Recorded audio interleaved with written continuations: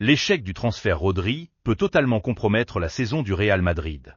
Si vous avez vu mes récentes vidéos, vous savez déjà que Rodri était le milieu qu'il fallait à tout prix recruter. Maintenant que le joueur a signé au Barça, le Real est dans l'obligation de trouver une alternative avec les joueurs présents dans l'effectif ou de faire une nouvelle recrue. Mais le problème est que le club a déjà 25 joueurs, soit le maximum qu'on peut inscrire en Liga. Donc pour qu'il y ait une nouvelle recrue, quelqu'un de l'effectif doit être vendu, sauf qu'aucun joueur ne veut actuellement partir. Si Rodri était venu, certains joueurs auraient compris qu'ils n'auraient aucune chance de jouer et seraient obligés de partir. Mais maintenant qu'il a rejoint le club rival, les milieux du Real se sentent plus confiants à l'idée de gagner leur place en cours de saison. Même si certains voient en Bernardo Silva un remplaçant fiable en double pivot, c'est un joueur qui a un profil beaucoup plus offensif. Son style de jeu est très énergivore et il aura du mal à accumuler les matchs de haut niveau, sachant qu'il est déjà âgé de 32 ans. Et si le Real parvient à recruter un profil similaire à Rodri, cela risque de leur coûter très cher, parce que les clubs pourront se dire qu'ils sont dans le besoin de recruter. Donc ils vont augmenter les prix, c'est pourquoi je pense que le club va éventuellement garder l'effectif qu'ils ont actuellement, malgré les rumeurs de Zubimendi au Real.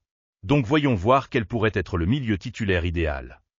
Tout d'abord, on part du principe qu'ils évolueront avec 3 milieux de terrain, étant donné que le trio Vini Mbappé et Diomandé devront normalement être titulaires. Voici toutes les configurations possibles, et on va partir du moins intéressante au plus intéressante. On commence par le trio A, car on a déjà vu que les 3 joueurs étaient incompatibles, et il n'y a aucun joueur créateur parmi eux. Donc le trio A est incompatible, et ne devrait en aucun cas évoluer ensemble. On poursuit avec le trio D, qui a certes 2 joueurs de ballon, mais manquera d'impact physique si le Real devrait subir le jeu. Güler et Silva sont 2 joueurs qui ont besoin d'avoir le ballon dans les pieds pour être pertinents. Donc le trio D serait bien pour conserver la balle contre des petites équipes, mais sera trop limité physiquement contre des adversaires dominantes. On continue avec le trio C, qui allie physique, technique et expérience. Mais après avoir vu la fin de la saison dernière et cette pré-saison, j'estime que la position de 10 doit revenir à un autre joueur tout aussi intéressant, et qui va moins dézonner que Jude Bellingham. Ceci est un choix purement subjectif, donc si vous voulez voir ces 3 joueurs évoluer ensemble plutôt que les autres, je comprendrai totalement.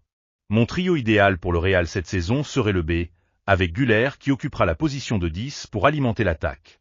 Et Valverde et Jude en double pivot. Si vous n'êtes pas d'accord avec mon choix, je vous invite à me donner vos arguments en commentaire.